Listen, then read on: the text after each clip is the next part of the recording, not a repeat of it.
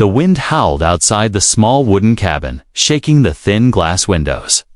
Snowflakes slammed against the walls like tiny frozen bullets. Inside, David sat near the fire. Rubbing his hands together for warmth, the flames crackled softly. The only sound in the lonely winter night, he had been alone for weeks. With only the sound of the wind and the creak of the wooden floor for company, it was the kind of night where no sane person would be outside. That was why the knock at the door made his heart jump. It was a weak sound at first, like someone barely had the strength to make it. Then it came again, slower this time, as if the knocker was losing what little energy they had. David stood up quickly, his instincts telling him something was wrong. He grabbed the small lantern from the table and walked to the door. When he opened it, the cold slammed into him like a wall. Snow swirled around, blinding him for a moment. Then he saw her.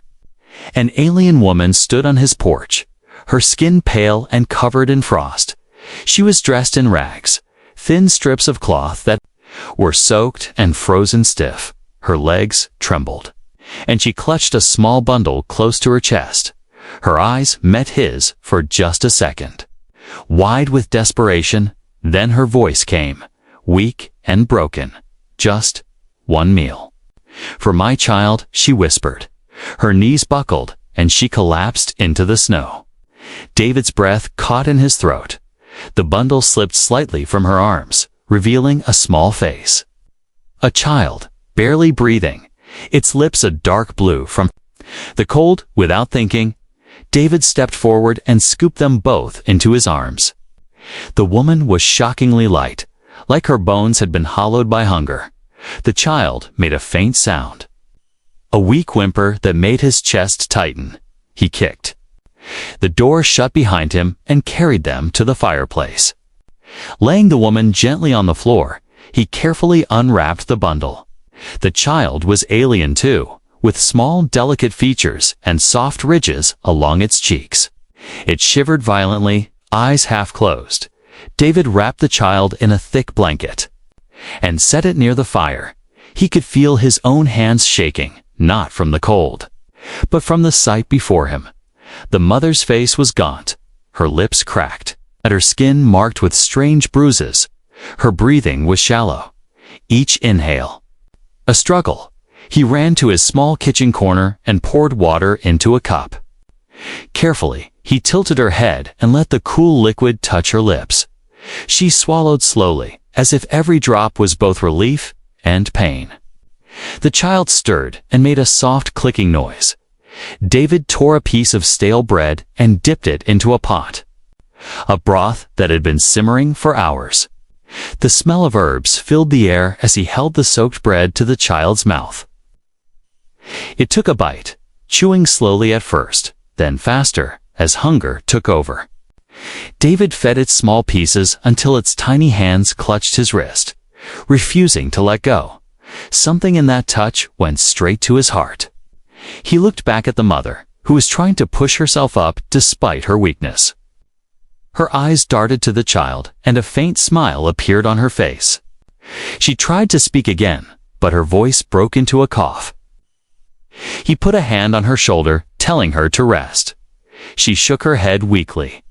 Glancing toward the window, David followed her gaze and saw nothing but darkness and swirling snow. But her eyes were filled with fear. It wasn't the storm outside that scared her. It was something else. Something that might be coming. David didn't know her name. Didn't know where she came from. He didn't know why she was at his door in the middle of the worst snowstorm of the season. But one thing was certain: if he hadn't opened the door, she and her child would be dead by now. He stoked the fire higher, letting its warmth fill the room. The shadows on the walls danced, flickering over the woman's tired face. The child now rested against the blanket, eyes fluttering closed. David sat back, his mind racing. Something told him this was only the beginning. The knock on his door tonight was not just a cry for food, was a cry for help, and whether he liked it or not, he was now part of something far bigger than himself. The fire glowed brighter now, filling the cabin with a golden light. David knelt beside the alien mother, checking her breathing. It was slow, but steady. And he could see a faint rise and fall in her chest. The child was still curled in the blanket near the fire, tiny hands clutching the cloth as if afraid it would vanish. David knew they needed food food something warm and filling. He went to the small shelf above his counter, pulling down a loaf of bread, some dried meat, and a clay pot of broth. The scent of herbs rose again as he stirred the pot. The sound of boiling water breaking the silence. The mother stirred and slowly opened her eyes. She looked around, confused at first. Then her gaze found the child. Her shoulders loosened slightly, and she let out a breath. David took a bowl from the cupboard, filled it with broth, and broke pieces of bread into it. He held the bowl near her lips, but she shook her head and pointed weakly toward the child. Her meaning was clear. Feed the little one first. David nodded, turning to the child and lifting a small spoonful to its mouth. The first sip made the child blink in surprise. And then it leaned forward for more.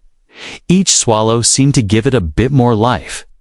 David felt a strange warmth inside, not just from the fire, but from seeing them slowly recover. When the child was fed, David returned to the mother. She hesitated at first, but then took a small sip. The heat of the broth seemed to spread through her, and a soft color returned to her cheeks. Her voice was quiet but shaky when she whispered, "Thank you." The words were accented, heavy, as if her tongue wasn't used to the shape of the human language. David gave her a small smile and told her to rest, but she tried to sit up.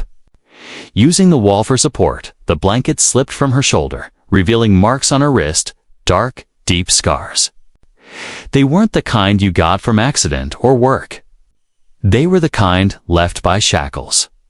David's jaw tightened, and he looked away, giving her back a moment of dignity.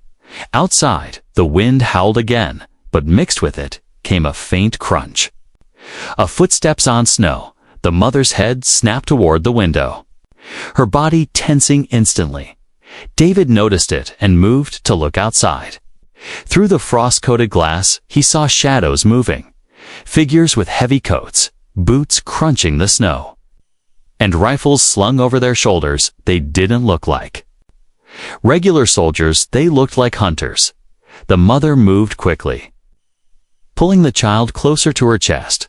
Her breath came faster, and her eyes were wide. David realized she wasn't afraid of the cold or hunger. She was afraid of them. He stepped away from the window and blew out the lantern, letting the firelight be their only glow. The shadows outside moved along the wall of the cabin. Then came the sound of voices, muffled but sharp. David couldn't understand all the words, but he heard enough. They were looking for the alien woman and her young. The footsteps paused at his door. David's heart pounded as the handle rattled once. Then there was a loud knock. Firm and commanding, he stayed silent, standing perfectly still. The mother's hands trembled as she covered the child's mouth. The knock came again, harder this time. David heard one of the men mutter something about checking the next cabin. The footsteps moved away, fading into the storm. Only then did David let out the breath he'd been holding. The mother's shoulders slumped, but her eyes still darted toward the window. She knew they would be back. David knew it too. He knelt in front of her and spoke in a low voice. "You can't stay out in the open," he said. She hesitated, then slowly nodded. He didn't press for details, not yet, but in his gut, he understood that her being here was dangerous for her, for the child, and now for him too. Still, as he looked at the small figure wrapped in the blanket, he knew there was no way he could turn them out. The fire popped and cracked, sending sparks into the air. David added more wood, the warmth fighting against the chill that had crept into the room.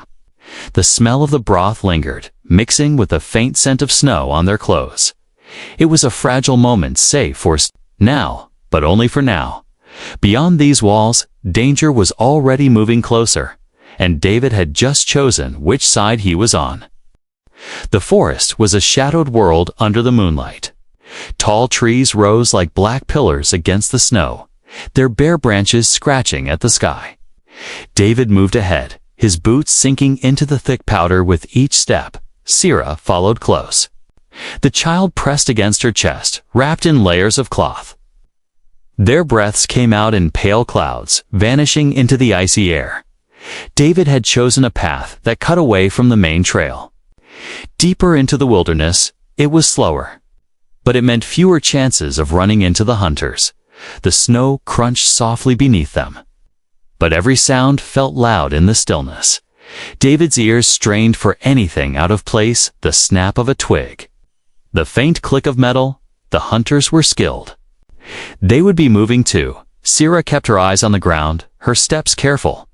David noticed the way she always looked back after every few paces. She was used to being hunted. Her movements were quick, quiet, always ready to run. It made him move faster, not because of fear, but because of the urgency in her gaze. They traveled for over an hour before David finally slowed. Ahead, the trees thinned slightly, revealing a slope leading toward the mountains. "Up there," he said quietly, pointing to the dark outline of jagged rock. "There's an old mine. No one goes there anymore." Sarah nodded, though her face was pale from the cold. "How far?" she asked. "Another mile," David replied. The child stirred in her arms, letting out a weak cough. Sarah's grip tightened, and she whispered something soothing in her own language. David glanced back, the sound of the cough echoing in his mind. In this silence, even a whisper could carry far. A faint flicker of light caught his eye in the distance. He froze, holding up his hand for Sarah to stop. Through the trees, tiny orange dots moved in the darkness, torches swaying as figures walked slowly through the snow. They were far, but not far enough. David's pulse quickened. "They're coming," he said in a low voice. Sarah's eyes widened, and she held the child closer, without another word. David motioned for her to follow him off the path. They moved into thicker brush, branches scratching at their coats. The snow here was deeper, and each step was a fight, but it was better than leaving a clear trail behind. The wind picked up, swirling snow through the air.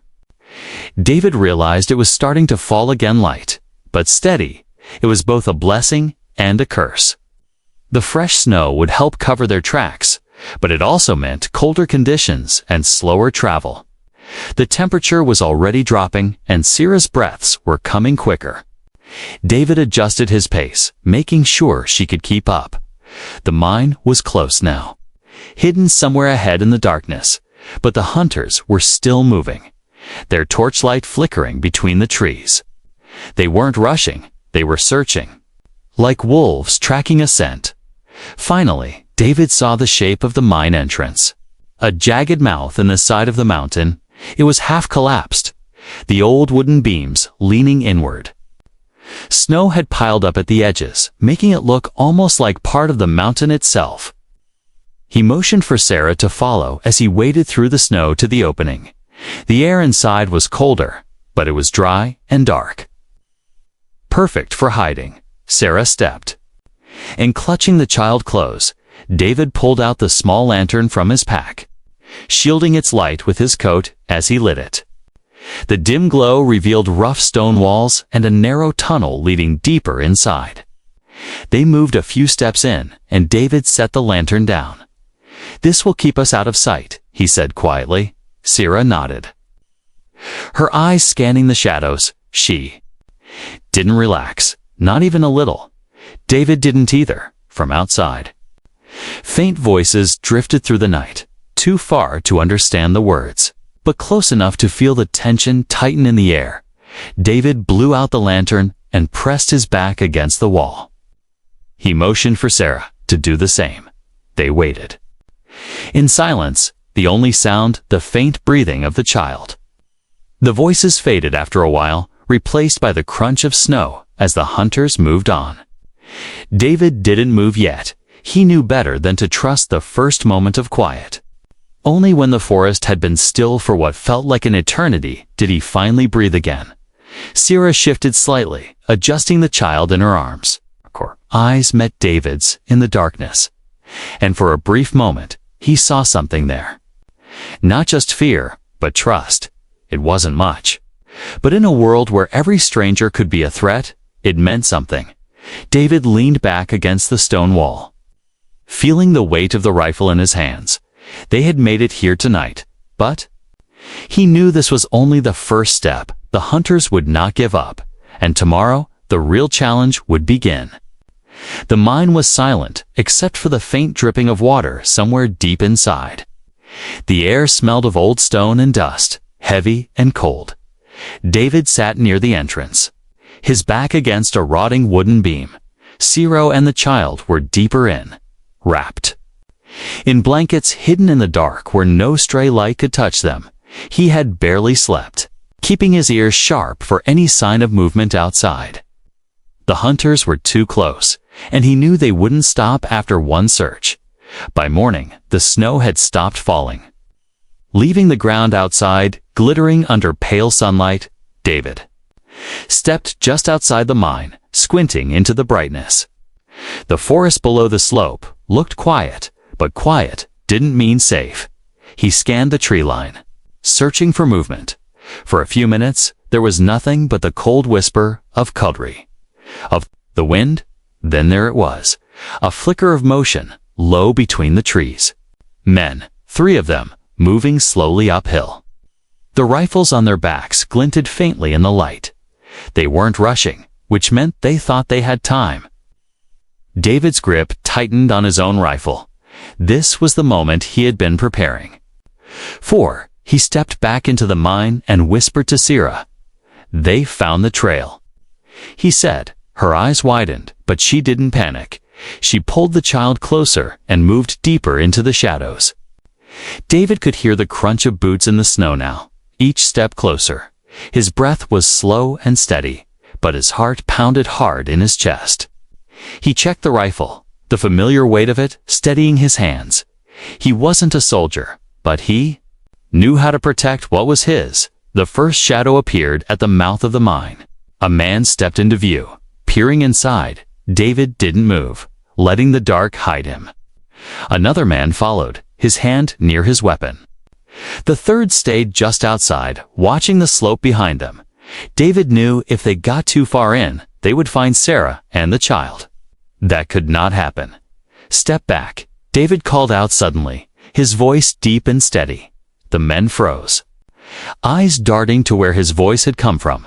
"I said, step back," he repeated. One of them laughed, but it wasn't the kind of laugh that reached the eyes. "You're hiding them?" The man said, his voice sharp. "You hand them over now, and maybe we let you walk away." David kept the rifle steady, aiming at the edge of the light. "They're not yours to take," he said. The man smirked. "Everything's for the taking if you're strong enough." David fired. The shot cracked through the air, echoing off the stone walls. Snow exploded near the man's feet. A warning shot. The 2 inside jumped back, retreating toward the entrance. David stepped forward into the faint light, making sure they saw the rifle pointed at them. "This mine is mine," he said. "You take one step closer, and the next shot won't miss." The men exchanged glances, muttering under their breath. They weren't used to prey that shot back. Outside, the wind began to pick up, carrying thin swirls of snow through the air. The third man at the entrance shouted something, pointing toward the sky. A storm was rolling in fast. Dark clouds swallowed the sunlight, and flakes began to fall again. The men backed away slowly, their eyes still locked on David. "This isn't over," one of them said before turning and disappearing into the trees. David didn't lower his rifle until the forest swallowed their shapes completely. When he finally stepped back inside, Sierra was waiting in the shadows. Her eyes searched his face. "They're gone," he said, though his voice carried no relief. "They'll be back." She replied quietly. David nodded, knowing she was right. The storm outside roared louder, sealing the world in white. It would buy them time, but not much. Sarah moved closer, placing a hand on his arm. Why? She asked softly. Why risk this for us? David looked past her to the child, who is now sleeping again. Face calm for the first time since he'd met them. Because no one should have to beg for one meal, he said. And because no one should have to run forever. Her eyes softened, but there was still a shadow their weight from a life spent in fear. David knew the fight wasn't over, but as the storm howled outside and the mine walls kept them safe, he also knew one thing: he wasn't letting them go without a fight. The cabin was quiet now, except for the low hiss of the fire. Snow tapped softly against the window, a steady rhythm in the night. David sat in the wooden chair by the hearth, watching the alien mother rest. Her breathing was uneven, like her body still didn't trust the warmth. The child lay curled beside her, wrapped tightly in the blanket, small chest rising and falling. David had questions too many, but he didn't want to push her too soon.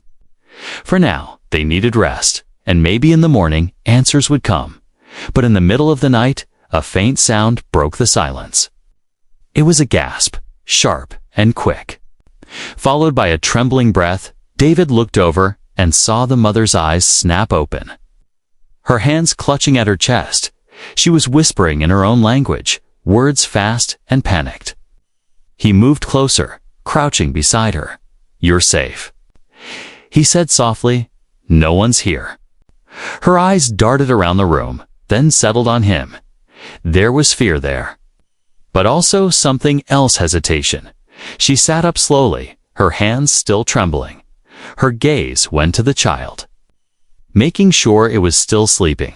Then she looked back at David, her lips parting as if she had decided something. "My name," she began slowly, her voice heavy with an unfamiliar accent. "Is Sarah?" she said. David nodded, repeating the name quietly. She took a deep breath. Her eyes locked on the fire. "My planet," she said, pausing to find the right words, "was taken. Destroyed." The flicker of the flames lit her face, revealing a shadow in her expression. They came with ships big, black, covering the sky. She continued, "They took our people, put chains on us, made us work until we fell." Her hands moved to her wrists, touching the dark scars David had noticed earlier. "They killed my mate when he fought them," she whispered. David's stomach tightened. Sarah's voice shook. But she kept going. "I took my child and ran," she said, glancing at the sleeping little one. "Days, nights, hiding in the snow, no food, no fire." She swallowed hard, as if forcing herself to keep speaking. "They sent hunters," she continued, her eyes meeting his now. "Not soldiers, men paid with money, or with the right to keep what they catch." Her voice dropped lower, almost breaking. "They want the child to raise as their own, or to sell." David felt heat rising in his chest, not from the fire, but from anger. The idea of someone hunting a mother and her child like animals made his jaw clench. "Why here?"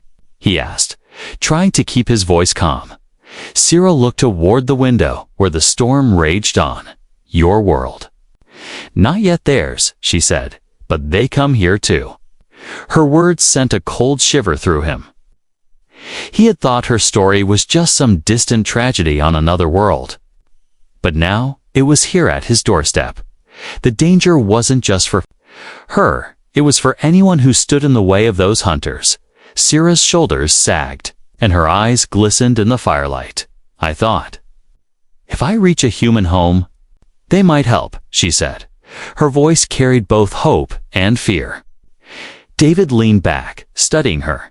She was exhausted, starving, and hunted, and yet she had made it through the snow carrying her child.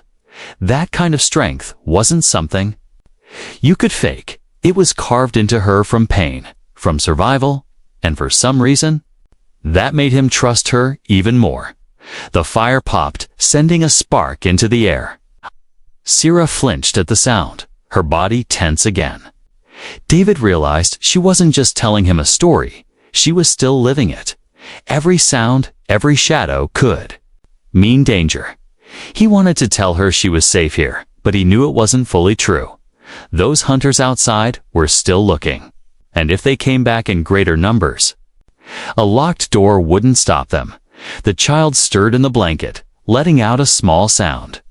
Sierra's face softened instantly, her hand moving to smooth the cloth over the little one's head. "She is all I have," she said quietly. "If they take her, I will have nothing." David's chest felt heavy. He had lived alone for years, choosing solitude over the noise and pain of other people. But in the space of a single night, this woman and her child had shifted something inside him. He didn't know what would come next. He only knew he couldn't let them be taken. Sierra leaned back against the wall, her voice growing softer. "If you want us gone, we will go when the storm ends," she said. David shook his head instantly. "No," he replied firmly, "you stay. Until it's safe." Her eyes widened slightly, as if she hadn't expected kindness. For a moment, there was no fear in her face, only relief. But in the back of David's mind, one thought kept repeating. Safe wouldn't last forever. And the longer they stayed, the more dangerous it would become for them all. The morning came cold and quiet. The storm had passed, leaving the world outside buried under a thick, unbroken blanket of white. David woke to the sound of the fire's last embers crackling weakly. The cabin smelled faintly of wood smoke and broth, a reminder of last night's fragile peace. Sierra was still asleep, her child curled up against her, both wrapped tightly in the blanket. For a moment, David let himself believe they were safe. But safety was a thin layer, one shift in the wind, and it could vanish. He pulled on his heavy coat and stepped outside, the cold biting instantly at his skin. The world was too still, as if the snow had swallowed all sound. His boots sank deep into the powder, each step making a soft crunch. David moved toward the tree line, scanning the edge of the forest. That was when he saw them, tracks, clear and deep, pressed into the snow like scars. They weren't his, too wide, too heavy, and too many. A set of boot prints circled the cabin, looping around it like a predator testing its prey. Some came dangerously close to the window. Others stopped near the back wall, where the woodpile stood. David crouched and touched one of the prints, feeling how sharply the snow had been compressed. Fresh, maybe just hours old. Someone had been here while they slept. A cold weight settled in his stomach. He turned back toward the cabin, his eyes scanning the trees. The forest seemed empty, but he knew better than to trust it. The hunters could be watching from a distance right now. He went back inside, brushing the snow from his coat. Sierra looked up at him, instantly sensing something in his face. "What is it?" she asked softly, her voice still rough from sleep. David hesitated, then told her about the tracks. Her hands tightened around the blanket, pulling the child closer. "They are searching," she whispered. "They were here last night," he confirmed. Sierra's eyes darted toward the door, her whole body tense. "They will not stop until they find us," she said. David knew she was right. He moved to the small trapdoor in the floor of the cellar. It wasn't much, just a low space with stone walls and a dirt floor, but it was hidden from sight. "If they come," he said, "you and the child go down here." Sierra looked at it, then back at him. "You cannot fight them all," she said quietly. David didn't answer, but his jaw tightened. He didn't need to fight them all, he just needed to give her enough time to escape. By mid-morning, the sound of boots came again. This time there was no mistaking its heavy, deliberate steps crunching closer. David grabbed his old hunting rifle and leaned it against the wall near the door. The knock came, sharp and impatient. When David opened the door, a crack, 3 men stood outside, Their faces were hidden under fur-lined hoods. But the rifles slung across their backs were clear enough. One stepped forward, his voice cold. "We're looking for a runaway alien woman." "And her spawn," he said. David kept his expression blank. "Haven't seen anyone," he replied. The man's eyes narrowed. Scanning the cabin interior over David's shoulder, "You've been alone out here all winter?" the man asked. "Longer," David said flatly. The man studied him for a moment, then jerked his head toward the others. "Check the next place," he said.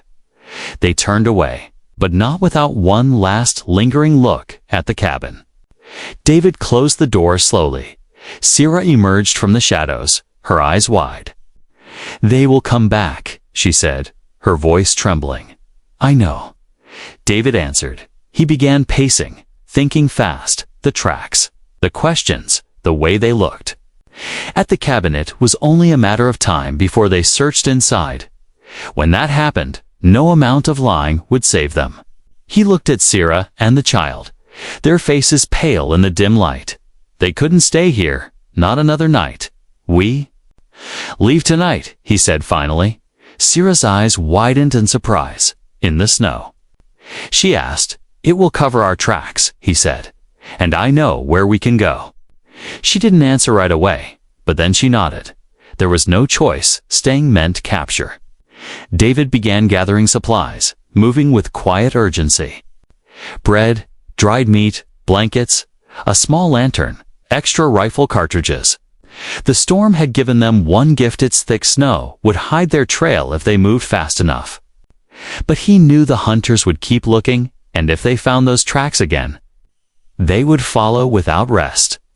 The day passed slowly, each hour heavy with tension. David kept glancing at the window, half expecting to see the shapes of men standing. In the snow, Sarah barely spoke, her focus on keeping the child calm and quiet. When night finally came, the cold deepened. David slung the pack over his shoulder and opened the door. The forest loomed ahead, black against the white ground.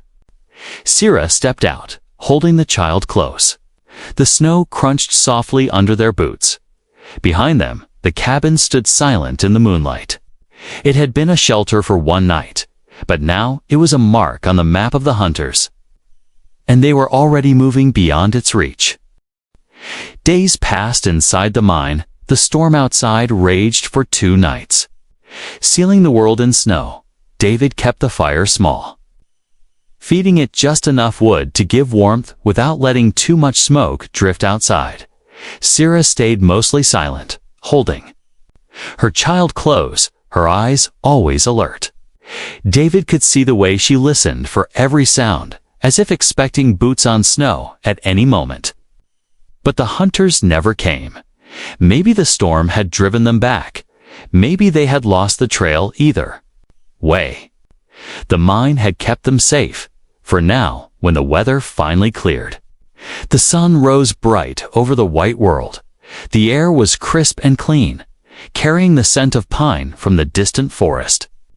David stepped out first, scanning the slope and the tree line. There were no tracks but their own. The hunters were gone. He turned back to Sarah, who stood at the mine entrance with the child in her arms. For the first time since he had met her, she looked at the world without fear. The morning light touched her face, showing the soft green hue of her skin and the faint silver marks along her temples. The child's small eyes blinked against the brightness, then lit up in quiet wonder. They descended the slope slowly, the snow crunching beneath their boots. David led them back toward the cabin. It felt strange to return, but he knew it was still the safest place he could offer. When they reached it, the cabin stood silent and undisturbed. The tracks from the hunters were long buried under new snow. Inside, the hearth waited, cold but ready. David set to work, building a fire, the smell of burning wood quickly filling the space. Sarah laid the child down on the bed, covering her with the thickest blanket they had. The little one giggled softly, a sound David hadn't heard before.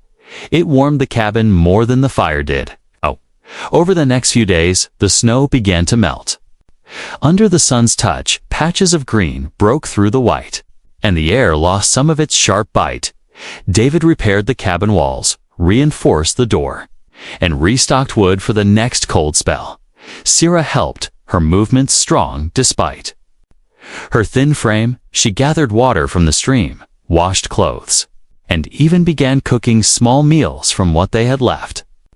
David noticed she always gave the largest portion to the child, eating only after the little one was full, more than once. He slid his own share into her bowl when she wasn't looking. She noticed, of course, but never said anything. Instead, she gave him a small, quiet smile. It was enough. One afternoon, David found Sarah outside. Kneeling by a patch of bare earth near the trees, she was drawing lines in the dirt with a stick. Strange shapes and symbols. When he asked, she explained, in halting words, that it was her people's way of telling stories. This, she said, pointing to one curve, is the journey. Her finger moved to another mark. This is the safe place we find.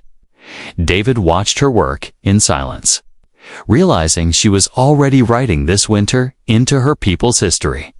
A story her child would grow up hearing. A story where a stranger opened his door instead of turning her away. Weeks turned into a month. The hunters never returned. Spring touched the edges of the forest, melting the last of the ice from the stream. Sarah's cheeks had color now, her steps steady and sure. The child laughed more, running small circles around the cabin, chasing the wind. David found himself smiling more too. The quiet of the mountains was no longer the lonely kind, was the peaceful kind. One morning, as the sun rose golden over the hills, Sarah stood beside him outside the cabin. "You gave us more than food," she said softly. "You gave us life." Her hand rested on his, a gesture from her people that meant deep trust and gratitude. David didn't answer with words. He only nodded, because he knew she understood. The cabin, the forest, and the mountains had seen many winters, but this one would always be remembered differently. It was the winter a starving alien mother staggered to his door. It was the winter he chose to stand against men with guns. It was the winter they survived together. And as the warm wind of spring swept over the land, David knew one thing with absolute certainty. Whatever came next, they would face it side by side.